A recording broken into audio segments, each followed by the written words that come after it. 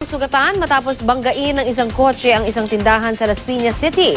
Muntik pang mahagip ang isang lamay roon. Balitang hatid ni June Veneracion.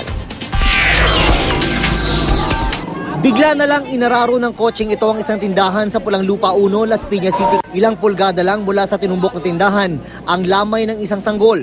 Mabutit wala pang naglalamay nung mangyari ang aksidente, pero dalawa pa rin ang nasaktan.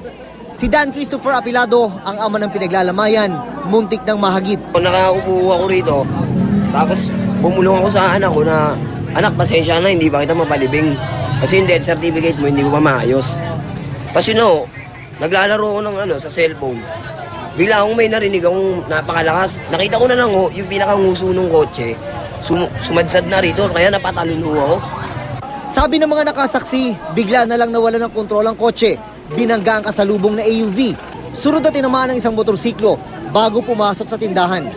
Dahil tinanong ko siya, anong nangyari sa'yo? Dahil kami nakahuli. Hinuli ko yung driver dahil tatakbo. Sabi niya, naka-idlip daw siya. Oo, aminado. Dahil, sabi ko, nakainom ka ba? Sabi niya, hindi.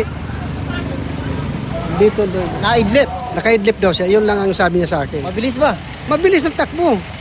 Agad na ipinasok sa pulis mobile ang driver na si Madisor Sumuroy. Muntik na raw kasi itong kuyugin ng taong bayan. Depensa ng driver, may nagkat sa kanyang linya, kaya siya napakabig hanggang bumangga na nga sa tindahan. Tricycle, kinat ako ng gano'n.